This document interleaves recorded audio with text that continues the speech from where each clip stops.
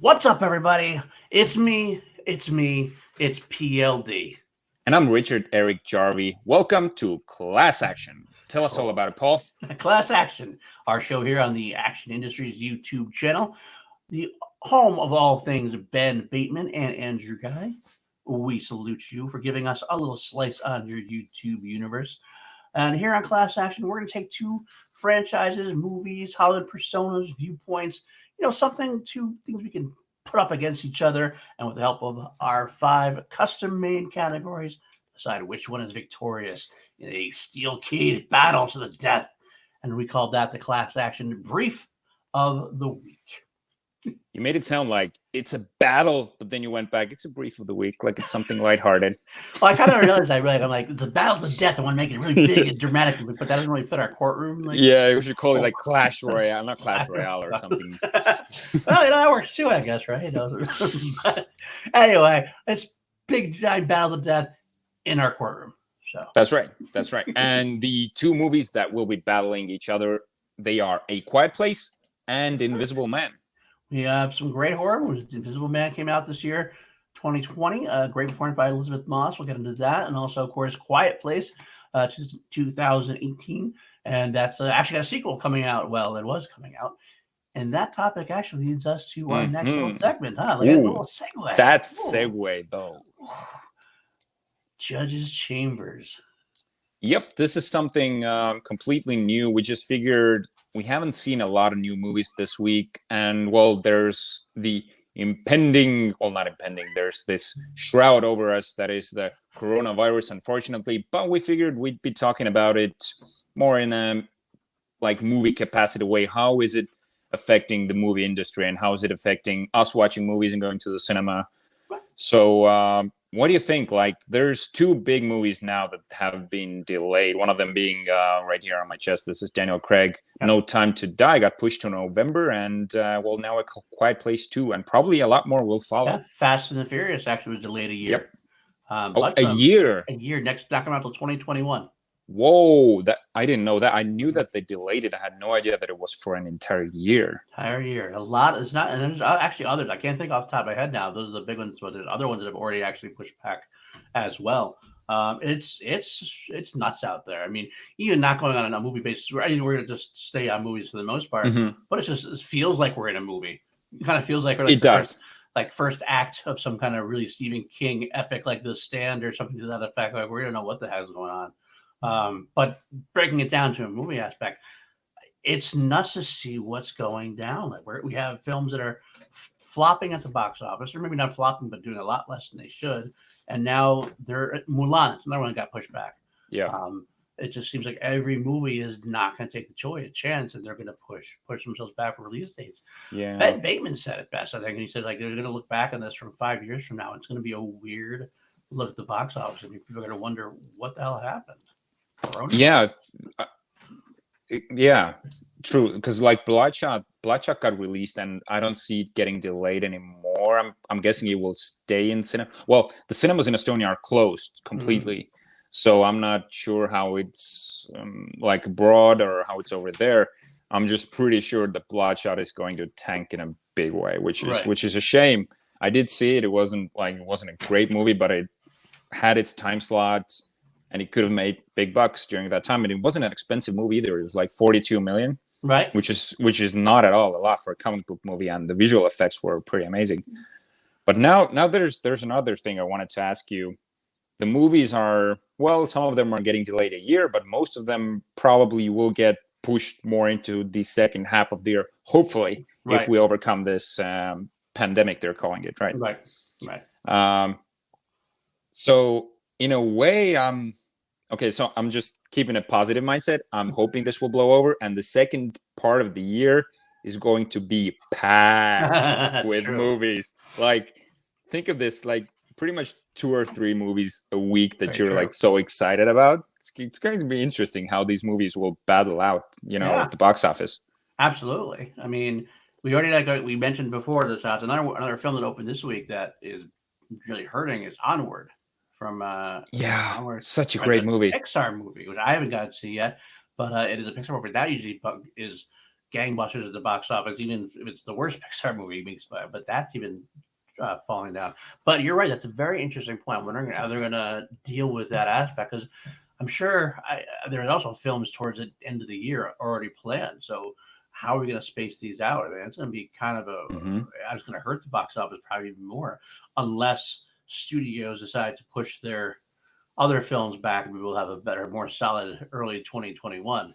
Maybe that's why Fast and the Furious decided to go back a whole year. Like you don't want to compete with everything else that's going to be pushed back. Maybe well, you don't just clear the space, making a new tentpole for 2021. Maybe I don't know, but it's very, very weird. It's just hard to imagine what's going on here.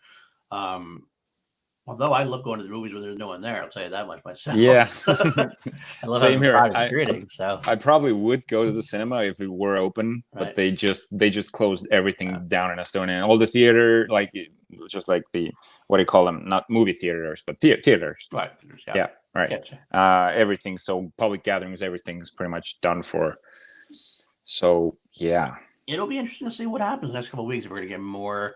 As we get, I mean, there's the quarantines that are happening. A lot of the sports worlds have also delayed their seasons to begin. So it's going to be an interesting couple of weeks when there's not a lot of entertainment out there at all. We're going to have to be more online than ever, I think, to be honest with you.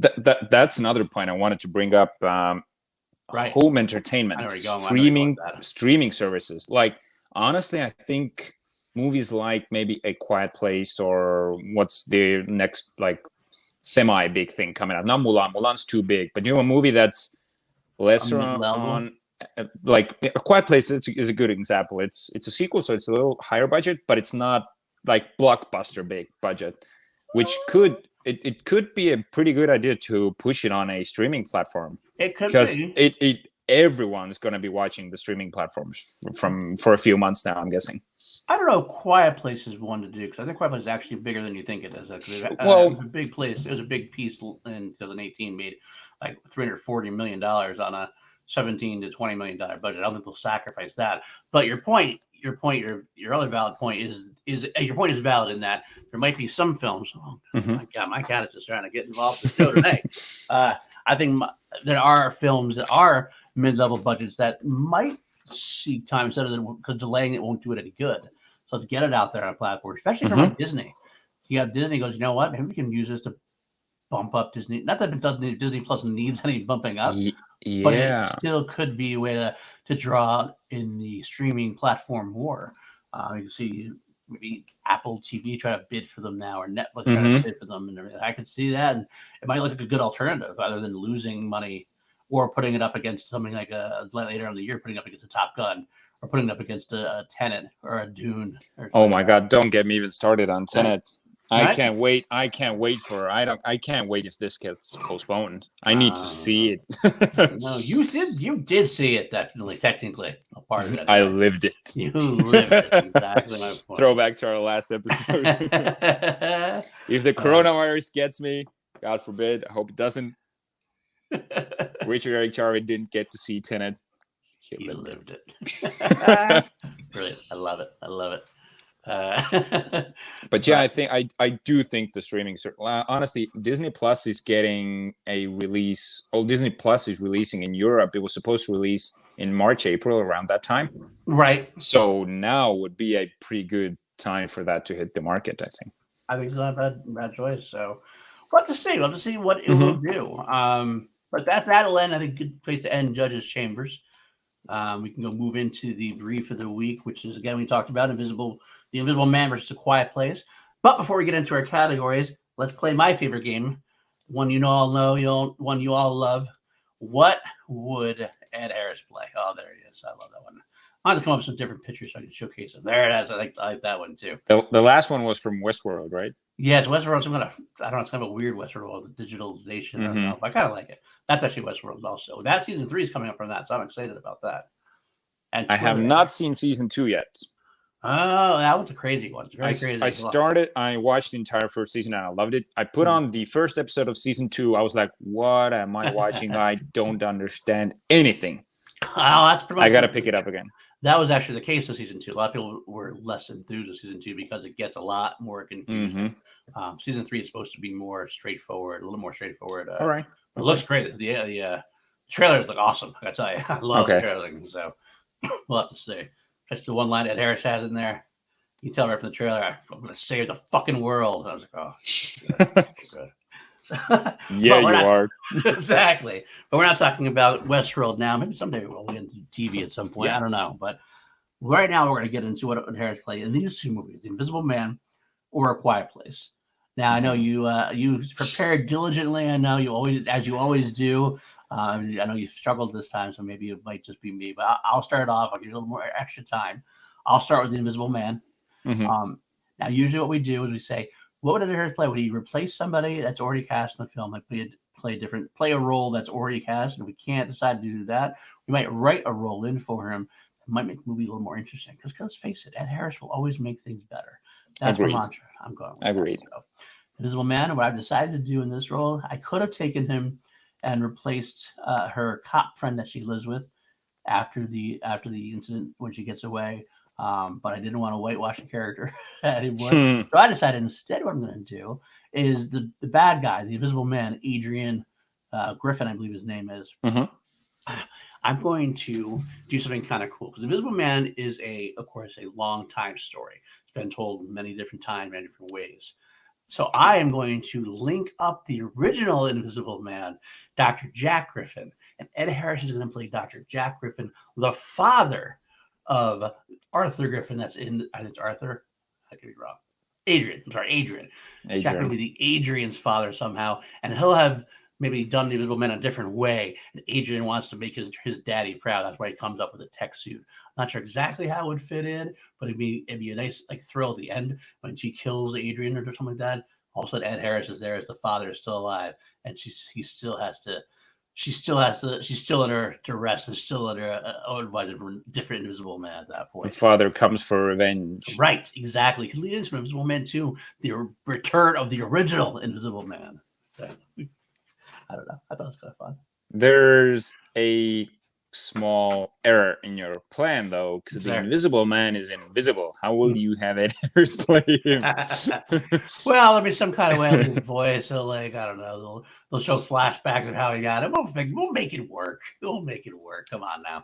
Because like Oliver Jackson Cohen, who played the Invisible Man in the 2020 version, he pretty much had like 2 scenes. It's pretty much.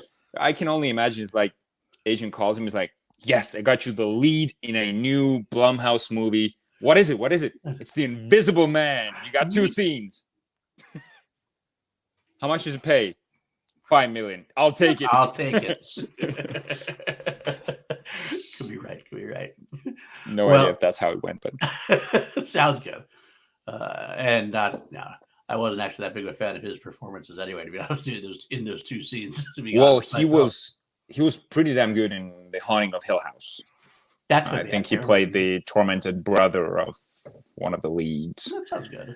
That sounds right. That sounds about right. I didn't connect that actually, but that makes sense. So, anyway. But your Ed Harris in Invisible Man is a pretty well thought out recast. I like that. I like that a lot. Who do you have for A Quiet Place? Okay, Quiet Place. Well, I kind of like base it a little bit off. I mean, it's only 2 male characters in the movie. There's John Krasinski and there's that crazy guy in the woods. Oh, actually 3 because the boy. Actually, 2 boys. That's true, but I'm not going to make Ed Harris be a little boy. So de-aging. That's de-aging. You can't de-age movement. We'll call him the curious case of Ed Button. But no, what I actually was going to do though, but I'm not going to replace the easy one. Obviously, you replace John Krasinski, maybe younger Ed Harris play that, but that was way too easy. So what I thought a little bit outside the box. If you've seen A Quiet Place, you know that there's some kind of alien. They basically say it's an alien race that's come, and they're like predators, basically. Those are the bad guys, so to speak. Well, I'm going to change it up just a smidge. Ed Harris is going to play a military man. Surprise! I love Ed Harris in the military roles, and he is going to be the guy who's in charge of making these things. They're not actually aliens; they were creations. They were going to be creations that were already made for war, and somehow they, of course, got out of control. And they took over. So Ed Harris is living in the woods with all the secrets of how these things took place. And so eventually, John Krasinski will have to find him, and they'll come stumble upon him, and he'll help them survive somehow. Maybe he'll come in the last act and help Emily Blunt and the kids get to safety. because he knows the secret. Also, he's controlling the aliens. He was controlling the aliens at first. Oh, okay. And he lost control of them. Now he's like a bad guy-ish that becomes good at the end, knowing like he's got to sacrifice himself to right his wrong, kind of thing. And then at the very end, well, his character probably has to die, in a redeeming arc. Absolutely. And he says like, remember me, remember the name Hummel. Big reveal. That's him. It's Hummel. Every military guy is General Hummel. I love it. I totally love it. We're going to make Ed Harris have Hummel have brothers too. Like he's like a triplet or quadruple every time he comes on. Ed General Francis Hummel. There's Frederick Hummel. There's like Jonathan Hummel. Hummel the third. Hummel the third, exactly. He's got kids. Him and Barb had kids that you don't know about, and they grew up to look just like Ed Harris. You can always keep the Hummel family going. I love it. You're definitely winning this week because for starters, I couldn't come up with a great role for the Invisible Man. The only one I came up with was for A Quiet Place. I'd have him as the guy in the woods who yells after his wife has died, but I would expand the character. Like at the beginning of the movie, they're lighting fires on top of the what do you call them? The water tower, not water, the grain towers, the silos. Yep. So you can see that there's a lot of families living out there and they're sort of signaling each other. Yep.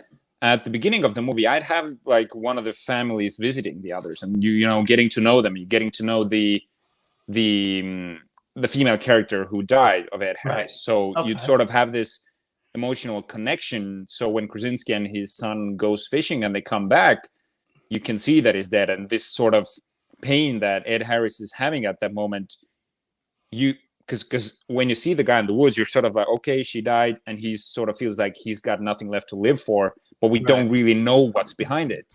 That way, we do know what's behind it. We know how much he's suffering, and that will give maybe this scene a bit more of a meaty impact. Yeah, gravitas. That's right. So, I like it. Yeah, I like it. I think we can go with that. We can go with that. But you win.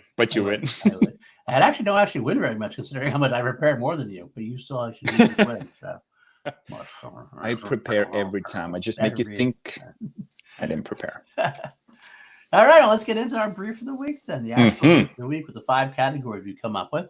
There are 5, and I guess I always used to say, I think I know what's going to happen, but it doesn't. But I'm not going to say that this week. I'm just going to go right into it. Just before we intro the categories, what we usually do with the categories, like we custom make the categories for each movie, and we make the categories highlight what we love most about both these movies.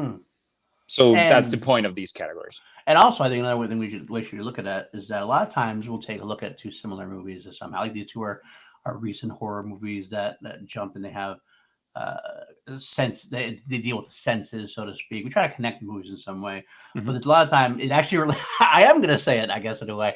And a lot of times there's times where we're like, wow, this movie probably should easily win. So you like to try to come up with ways that we can take a look at categories that let's highlight the best of both, and really, really, instead of just overall, let's take a look at the best parts of both, and maybe surprise us with what the outcome is. It's kind of fun.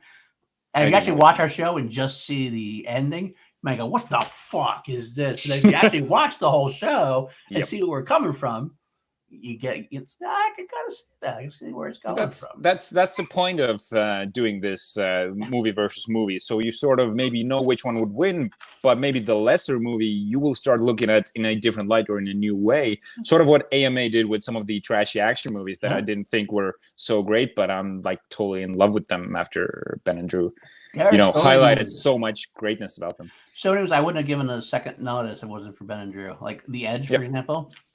Absolutely not. See it now, I'm like, I fucking love this movie now.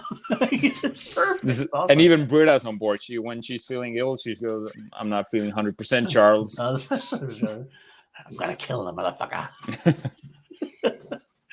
Okay. Let's get into our categories this week. Categories. As always, the first category we're gonna get into is bigger threat.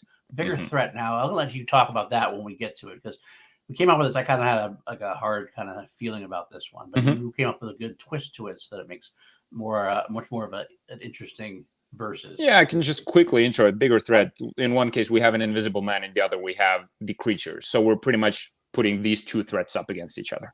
Okay. Right. I also have the better lead performance, which we took as Elisabeth Moss in Invisible Man, and we put her up against Emily Blunt, who is the lead female character in Mhm. A Quiet Place. It makes sense that both two very strong female characters do wonderful jobs. So they made sense to go at each other. Number three, my favorite. One of my favorite categories, Mhm. but best It is. potential franchise. I always like looking Yeah. at the future. At the end of the movie, can we make a sequel out of it? Because if it's a good film, you know they're going to. So which one has the better potential to draw me in and be a good story for a sequel? Yeah, you sound like a studio exec. We can make a franchise out of this. I can make a franchise out of anything. Make more money, more money, more money. You know what I'm saying? But You know what I'm saying? what else we got? That was you, not me. I didn't say. That bad for you saying more money? Then we got number four, better scares. Which one had? They're both horror movies, so which one had the better? Not necessarily even jump scares. Which one had? Yeah. Which one scared you more? That's right. Five, finally, better fist pump. The one we ripped off directly from our boys at Action Movie Anatomy. Those moments where you're watching and you go, "Oh, I can't wait! I can't believe Are you watching this movie?" I'm actually ripping off the Ben Bateman directly now. Are you watching? I can't wait to watch the rest of this movie. I don't care that you're at your grandmother's funeral. Get to a screen right now. Put your earphones on and watch this scene. I don't care what's going on. You're like, I'm sick with the coronavirus. I don't care. The screen doesn't infect you anymore. Exactly. Well, then let's jump back. You know what? I'm going to let you take bigger threat first. Explain your thing and go from there. Okay, so first category, bigger threat. So as I said, an Invisible Man versus the creatures, aliens that are pretty much, well, they're blind and they can hear incredibly well. So in this case, if I look at Invisible Man, it's a much more introverted sort of threat. So at first glance, sure, it seems like an alien invasion trumps an Invisible Man tormenting a woman, but approach this from like an individual's point of view. So Moss is struggling with psychological issues and has been a victim of like utter abuse and under the man's control.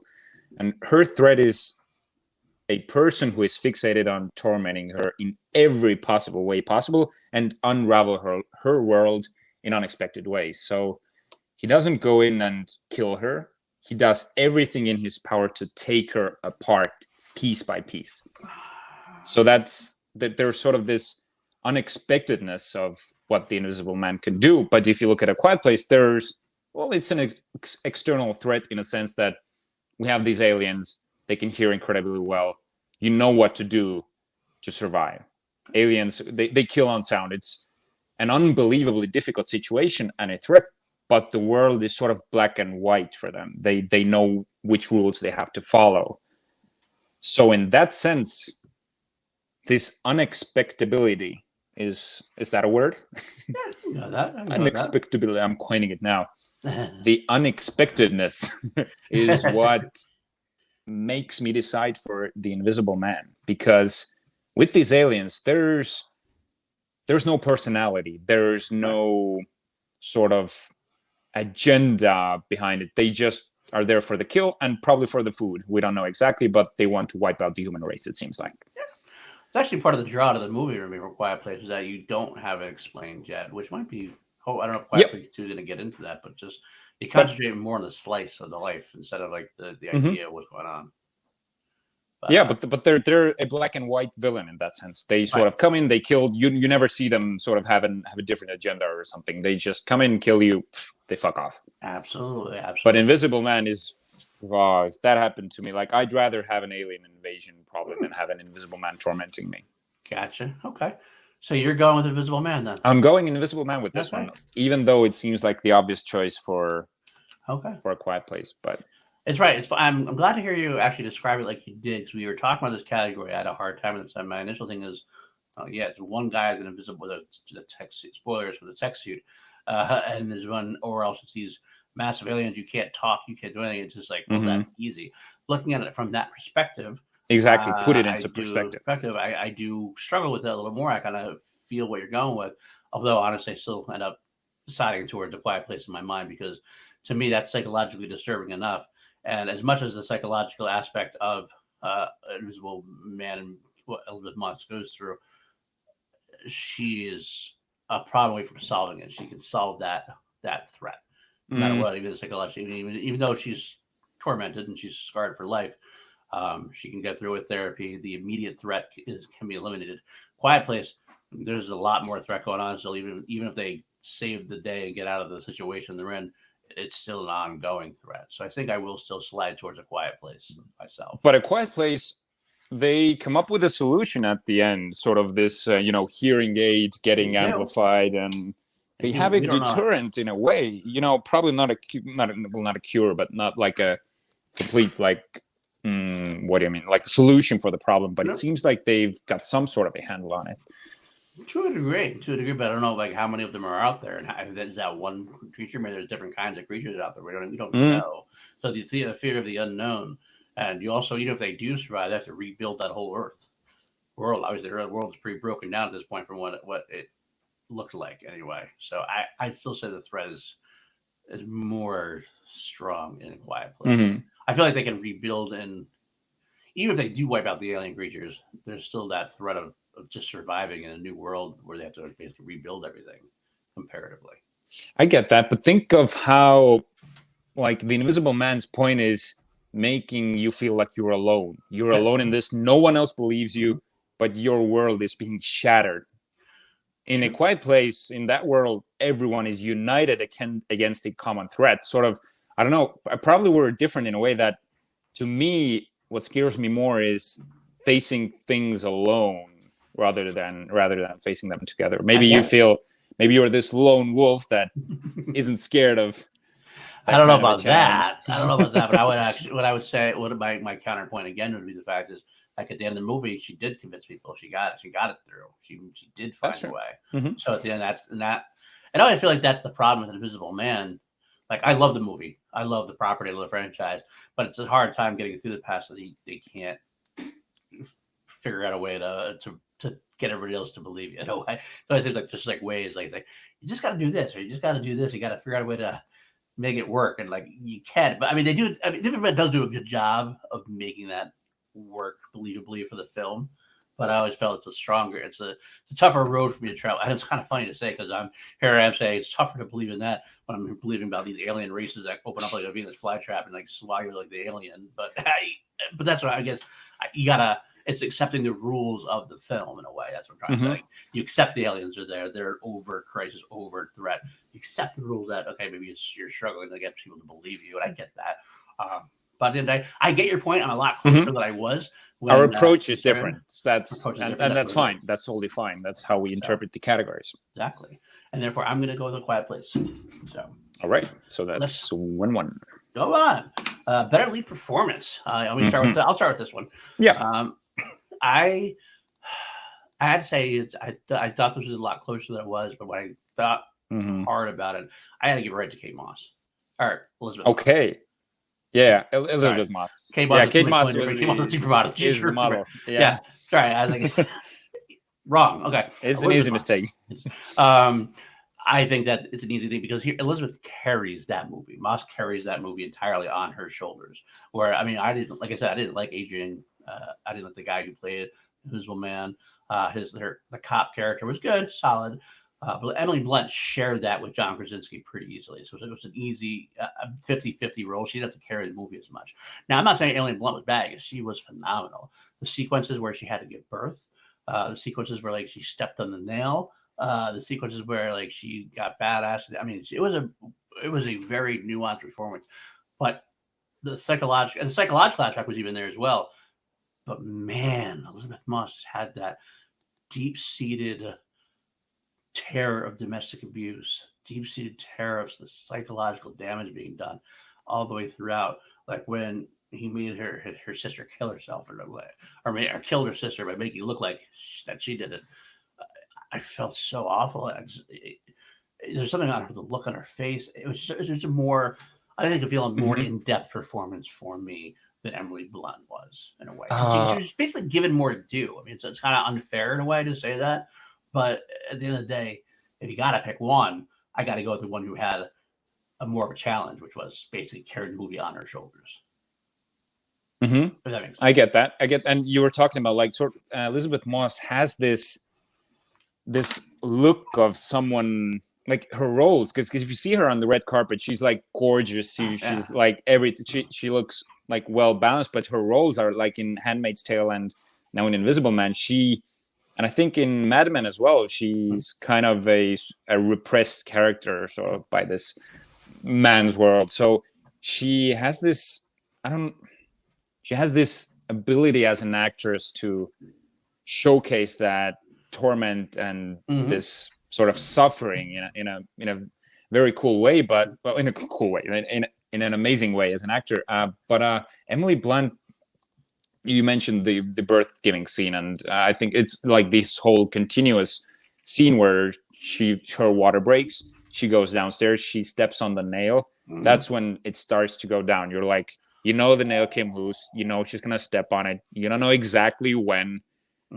But I legitimately teared up several times during that scene, and when she gives birth in the tub, she puts her hand down, trying to like almost like keep the baby in, sort of. She knows she can't make any sound. The alien's coming upstairs, and then the fireworks goes off, and she lets out this scream, this pain, everything. She knows she can just let this loose right now when there's like noise everywhere. Right. I almost said Kate Moss as well. Elisabeth Moss is like she's amazing throughout the movie, which probably makes it her category. But I don't know, these standout moments of Emily Blunt's, they're almost like fist bump moments, but they're not. They highlight the movie and these like surges that she does. I don't know. So it sounds like what you're trying to say. It sounds like to me what you're trying to say is that Elisabeth Moss is more consistently good. Yeah. But Emily Blunt has the higher highs. And she does more highs and lows. That's right. She has more of a nuanced role. Like it starts off, she's this very calm parent, but there's also this impending doom that she knows that not doom, but she knows she's pregnant. She knows she has to give birth at some point. They both know that this hardship is about to come. Right. But they still try to enjoy life and make this a good thing. And everything shows this about her. Yeah, so I'm picking A Quiet Place, and I'm going with Blunt on this one. Fair enough. All right. Wow. Okay. Well, then we'll move forward to better potential franchise. You want to start? Or do you want me to start? You want me now? I'll start. Okay. Even though it's your category. That's fine. I don't know. Talking about this, it sort of seems unfair that A Quiet Place has a sequel coming up, but Invisible Man just released like their first movie. But if we look at the IPs, then Invisible Man actually has some more potential and a bigger universe to play in, because we almost had what was it called? The Monster Universe? Yeah. We were supposed to have Invisible Man, the Mummy, Frankenstein, right. Was it? I think Dr. Jekyll. Everyone was supposed to play in this big sandbox, which got scrapped. But still, the characters and how they even finished up the movie, it's probably going to get a sequel or a crossover with another. What do you call it, monster? Then they could absolutely still low-key do the Monster Universe. They still could. I mean, with Blumhouse, I think it's even more more likely possible. But A Quiet Place did something unthinkable in that sense, because honestly, I was, when the first news came out first, they were so successful and they're thinking of a sequel. Pretty much everyone was like, okay, sequel, how, why? Seems like a cash grab. But I feel like Krasinski has such a firm grip on what he wants to do, and his vision is so strong. Still, I feel Invisible Man has, like, Krasinski, he beat the odds. Yep. I'm pretty sure, because I think it was Jimmy Kimmel said he says that the second one might even be better than the first. That's awesome. I hope so. God damn it, it feels like Invisible Man still like has the upper hand and a more potential to take this to a larger franchise. Yeah. I mean, definitely, if you're going to bring in, I didn't even think about bringing in the whole Monster Universe, which definitely technically makes that more a better franchise that way. What I loved about A Quiet Place is that My best way to talk about A Quiet Place, I kind of mentioned it before, is that you don't know hardly anything about the world. It's very much like Mm. it's almost like if you had a camera on this world, A Quiet Place was like the really zoomed in part. You just saw that little slice of that life, that world. So it has a lot of potential to kind of like, okay, let's bring this camera back. We're going to see, like you see the trailers, we're going to see how it began now. We're going to see them moving forward at the same time. Now, is that a the frame device used so they can get John Krasinski back in the movie? Yeah, probably, Hmm. at least partially. But the fact that it's got a sequel already, the fact that the aliens at the end, I mean, hell, the very end of the movie, it ends with her like them discovering the weakness. They don't actually do much with the weakness. They just get that one alien out of the way, and they kind of send it out to the aliens that are surrounding the house or whatever. But now it's like now we got to bring this weakness out to the world. Let's see what we can do, kind of thing. But you are swaying me a little bit. Now you went first, talking about the universal monsters. I kind of like that idea. I kind of like being more to it, especially if it'd be an interesting tactic if.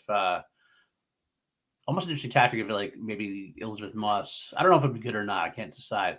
If she like, actually goes, she went a little bit crazy herself. She has the suit now. And she could become. I think that's the plan, to make her the Invisible Woman.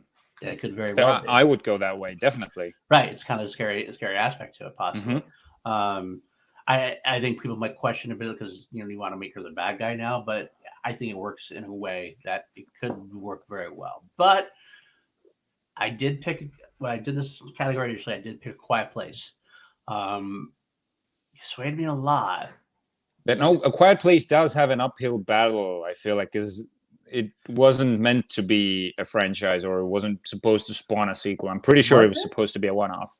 Was I'm it pretty though? sure. I I almost feel think like that so. John Krasinski came up with it so quickly. He had a storyline written like so quickly. I remember right after. I almost feel like John Krasinski went. It's kind of like a George Lucas thing in Star Wars. Not to compare A Quiet Place to Star Wars in any way, Hmm. shape, or form. The idea is you start with like this in the middle of the universe, in the middle of the story, just to get people hooked. And then you go, now I can go both ways. I can show how that story began, how the alien race came to be, and I can move forward and see how we're going to defeat the rest of the aliens now that we have the first battle is won. Hmm. It's like the farmhouse is the Death Star blowing up, basically. Hmm. So now what? So I mean, I like that aspect of it. So I'll stick with A Quiet Place for now since that was my initial pick. But good argument there with the Universal monsters. I'm gonna see both. I hope they both do have. I mean, I know one of them does. I hope the Invisible Yep. Woman come up with a good sequel. Invisible Man becoming Invisible Well, Woman, maybe. A Quiet Place can, if it wraps the story of the Abbotts, I think the Abbott family, they can pick another family. They can insert a new cast into it. They can play in that world. So Perfect. I think it's a decent choice. Okay. All right. Let's go to the next category. Better scares. Yes, sir. You take Okay. this one. That's your Okay, playground. that's good stuff. I loved a lot of the scares, and both films had scares, and both films had great usage of sound or lack Hmm. thereof to give you those scares. And it's not even just what was the best scare moments. Sometimes, Hmm. like for Invisible Man, for example, the one that I loved about Invisible Man was the non-scares, if that makes sense. Yep, perfectly. There was times the director would linger the camera somewhere, and Something so simple, you're just showing a hallway. and you're expecting to see Yeah, something move. You're like, okay, here it comes, here it comes, here it comes. Nothing. nothing. You're like, Absolutely nothing. So so agree it's like with a you. big like, Hmm. oh, nothing. Okay, Because that's good. when these types of things happen, I usually black out one of my ears. I keep watching because I don't take jump scares well, but I Mm-hmm. do like horror. So I block one ear and I watch. And I was like, the entire movie, I had this like finger in my ear, expecting Prepared. for this scare to come, and it didn't. And every once in a while they would do something, maybe but Yep. something subtle. What do you mean a jump like something to move off or something and everything else? But then when the scares did come, they came fast and furious when you weren't expecting it. Like the scene with her sister. At the table. All of a sudden they're at the dinner table together. She's finally starting to believe or whatever. All of a sudden, what the Holy fuck? crap! I What the totally fuck? forgot about that one. Right? What the fuck? Like, holy shit! What just happened? Yeah, because that was you had no clue. You were public place, everyone's around. This is a safe environment. Nothing bad can happen, Right, right? absolutely nothing bad could happen. It's something in depth. Okay, Yeah, so the Invisible Man that way. There's one more scare, the Invisible Man, which is not a jump scare. It goes back to what we had said before with Elisabeth Moss, just the terror, the overall terror that she feels Hmm. at the mind games being played by the Invisible Man himself, of course.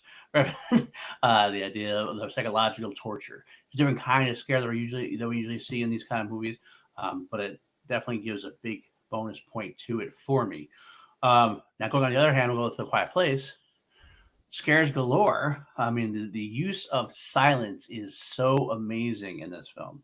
The use of silence is The it's better silence than a is score. deafening. It is. It's a cheap plug, very cheap way to say that away, but it is exactly true. It's a brilliant use. You get drawn in. You're like, and then something big will happen. Fuck.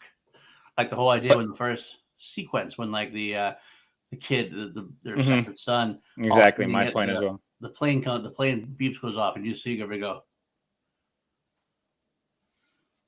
and he runs, and all you see Emily Blunt just like, I, Yeah, oh they god, they they both know he's done for pretty much at right, that moment, yep, but and he's still going for it. he's got it, son.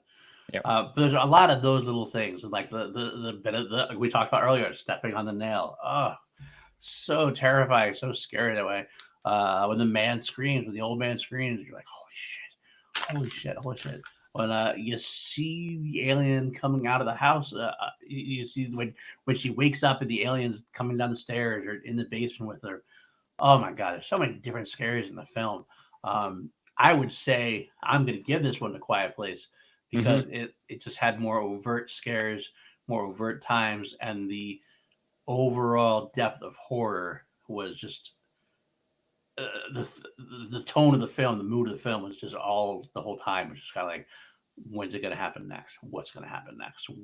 When are they going to come? So I like Quiet Place on this one a little better myself. Yeah, the usage of quietness or silence. I totally agreed with you. I pretty much have the same beats written down. Mm. And the Invisible Man uses exactly these long shots of empty spaces. Mm-hmm. So simple, just like drawn out scenes to build attention, and they don't use pretty much. Well, there's a few jump scares, but this Yeah. perpetual eerie feeling and uneasiness, I felt very uncomfortable with those moments. Mm-hmm. And it's pretty similar to A Quiet Place in a way, because the movie starts off with almost like you pretty much described the scene, but it starts off with almost complete silence. Everything just as little clicks and bumps, but nothing, no one talks. And when that rocket ship goes on, the toy goes on, this is the first time you feel like a big sound. And it's not even it's not a jump scare because you can see and hear the creature coming from a mile away. Right. So it doesn't even use jump scares. It's just when you have silence for so long, the usage of sound is that much more effective. Yep, I agree. And but both movies like build on their like respective gimmick, like Invisible Man having these empty spaces and Mm-hmm. Quiet Place using the silence.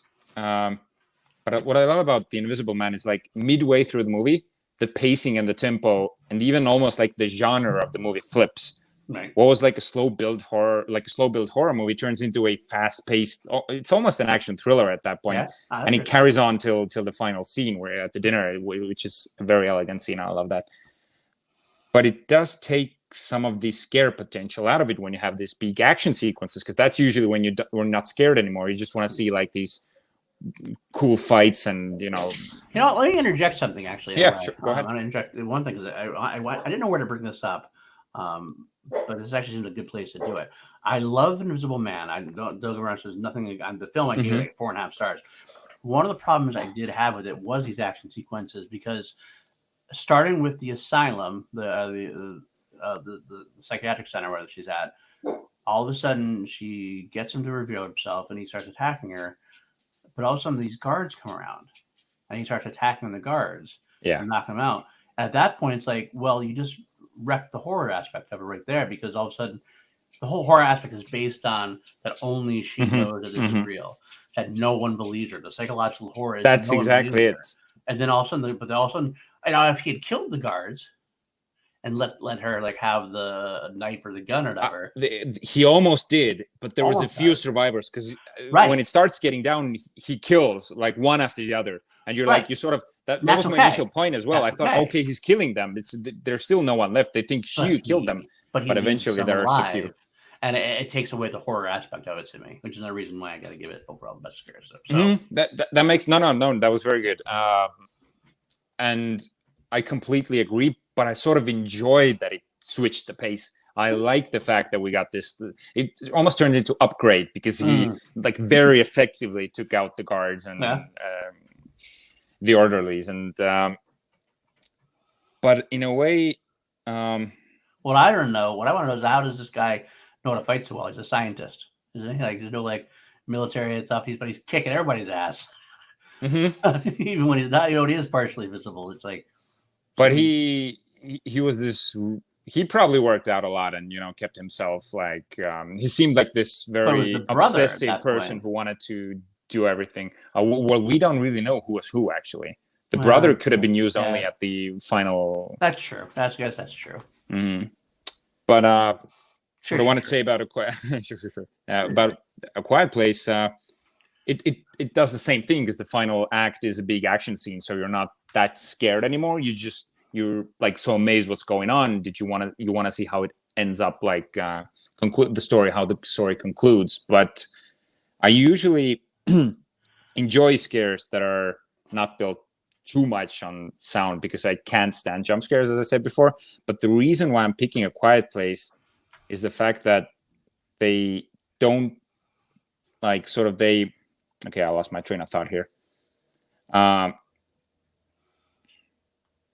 looking at my notes and I'm completely well, you picked A Quiet Place. I picked A Quiet Place.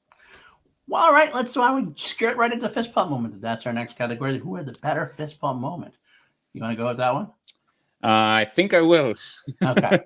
I'm pretty sure we will have the same ones. Well, I'll start off with A Quiet Place, which has one of the most powerful scenes in recent movies, I feel like. And it's, I'm pretty sure I know which one I'm talking about. It's where it's at the final act, the kids are stuck in the car. The creature is clawing at it, trying to get in. And Krasinski knows that he has to save his children because he promised to his wife that he'll do whatever it takes to protect them. They had this conversation before. Like, if we can't protect them, what are we even doing, right? Right. And throughout the movie, also, I think what builds into that moment a lot is throughout the movie, like, we know that Reagan, the death girl, she's feeling a lot of guilt towards the death of his brother, and Krasinski is not as involved as a parent with her as he should be, and they even have a talk with his son about it. And the look that Krasinski gives to his daughter at that moment signs, "I love you. I've always loved you." Right. And just screams, lets out the most shattering scream. It has so much behind it. All the angst, everything that's built up, but the love, everything is in that one. It just comes out in this one burst of a moment. That's definitely the biggest fist pump in A Quiet Place. And weirdly, in Invisible Man, the fist pump, my favorite fist pump is, I'm actually kind of sad they use it. It's in the trailer as well. And it's the part where Elisabeth Moss like goes into the attic. She hears some noises. She like looks up. I think there's a photograph of something, and she knows what's up. And she looks down the ladder, and she throws paint. And that's the first time. It's like this this figure. You can see that it's like weirdly patterned. You're not sure what's going on. This sort of feels like very supernatural. Like you're not sure, but it's also like techie. That was a very powerful moment. Even though I saw it in the trailer, it was still my favorite like single fist bump moment in the movie, because the biggest fist bump is probably the whole action sequences that happens in the hospital. But that moment, it's almost a jump scare, but it's not because you saw it in the trailer. Yeah. But for me, those are the two biggest moments. But this is hands down A Quiet Place for me. It's much more emotional. Everything sort of culminates in that moment. All right. I will. Okay, I'll take this now. Fist bump. You're right. That the biggest fist bump Quiet Place is probably that moment with Krasinski. I will mention two other quick ones that I liked. I did like when the daughter, when Reagan is down in the basement and she discovers the weakness. Like she kind of looks at the poster, just this like slow realization. She does this whole. She's like, then she turns it up and you see the aliens start like freaking out or whatever. You're like, sort of just yes, things Reagan. coming out. Yes, Reagan. And then she goes like fire. She turns it on, turns it on. And of course it goes into the second part of it. All of a sudden, like Emily Blunt realizes what's going on too. She's like, "Oh yeah, it's hunting season time." Whatever. And the film ends. Still a great fist pump moment for me. I love that. As far as Invisible Man goes, fist pump moments was the ending where the ending is definitely part of it. I would mention also the quick one that when she cuts her wrist, like she acts like she's going to kill herself. And just to draw him out right before the big action sequence begins in the shower. I don't remember that part. Right, she's like this. She's like, "I'm not gonna. If I'm pregnant." Oh, okay. She tricks him like that. Yeah. She's like, also she flips from being sad to like, now you're mine kind of moment. That was kind of cool. And then again, the ending sequence of the whole dinner when you're kind of like, you're not sure what she's got going on. You realize she's looking. You think she's just looking for the confession, and then like she leaves the scene. And then she kills him, and you realize like not only does she kill him in that way, but like she has it like all done where it's off camera, like the security camera. It's like she was that far ahead. You're like, oh, that's fucking badass. And at the end of there, like she convinces like, and she even gets her cop friend to like say, like, I didn't see anything or whatever it was. Like pretty cool fist bump moments, but. I agree with you 100%. For me, the fist pumps are Quiet Place by far. The problem with the Invisible Man's ending is I saw it coming. I knew that she had stashed one of the suits in the bathroom or somewhere when she first goes into the house. Right. I remembered and I knew that it was going to come up. So in that way, the movie was a bit predictable for me. That's what kind of toned down the conclusion. But it was still a cool moment. Absolutely. Kind of saw it coming, but yeah. It's okay. It's okay. Well, that wraps us up. We're going to finally figure out which one wins. In our battle of death, I think you might have seen it coming. I did see it coming a little bit, but but at the end of the day, it is what it is. The winner of our battle to the death, A Quiet Place. 7-3. It wins the categories. No hung jury where we have to come up with some kind of weird 6 extra category to break a tie. Quiet Place victory. How do you feel about that? I think it's well deserved. I was almost nervous for a while when we went back and forth with different categories because I did want A Quiet Place to win because honestly, Quiet Place it's a 5 out of 5 movie for me.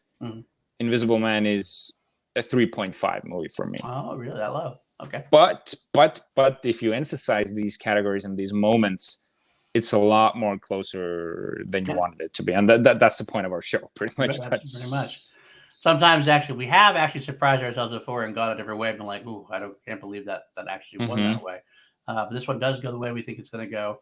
But again, it is very close. All the categories were not one category was like clear cut. They both had their moments. So that's it. So, well, we're going to wrap up our show on that.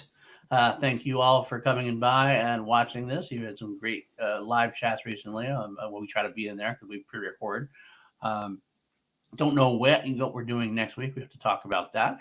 We have some good, cool ideas that we're going to probably older movies because I won't be seeing any new movies for quite a while now because the cinemas are closed. That's true. That's very true. So get those ideas, and we're going to do some other characters too. We've done a lot of movies versus movies recently. I've just so we might break in some other ideas, and we might be having some guests on. So we'll have to see how that goes as well. But Richard Eric Jarvi, Reggie, where can they find you? Where can they find you? At Richard Eric Jarvi on Instagram and on Facebook. And I'm also doing an Estonian movie show, which none of you will understand, which is called The Film Guru. But if you do, look it up. It's fun to try. Right? And you can find you in Tenet also. Find me in Tenet. If it doesn't get postponed, please don't get postponed. But anyway, yes, stay safe, people. And of course, we are on the Action Industries channel, so go follow Action Industries on Facebook and Instagram. Stuff going on there. Absolutely. Well, for me, I am Paul _DiNuzzo on Twitter. You can also find me running the Action Industries YouTube in YouTube. Action Industries Patreon at www.patreon.com/Team Action. We just recently had a big upswing. So we have some great tiers, great rewards, and it's been really cool. They've been seeing a lot of growth. It's great to see. Also, you can find me on Call to Action, movie trivia showdown after show. I do Chill to Action every Monday night, generally with a member of the Schmodown community. And also, you can also find me on my own YouTube channel, which I just started recently, called PLD Projects. Right, I'm going to be developing a lot of trying to be short form content. It was like supposed to be 15 to 20 minutes. They seem to be getting longer every time because I can't shut up. So it's up being about 25 minutes. I did one yesterday. It'd be like 27. I'm like, where is this going? So let's see if I can do. What are you doing? Exactly. I got a Star Wars show on that, PLD 1138, and I got a show about the science fiction classic V on PLD called PLD Views. So PLD and 1C, got me to 100 subscribers on that. So that being said, I guess that's really all we have to say this week. Huh? So as always, court is adjourned.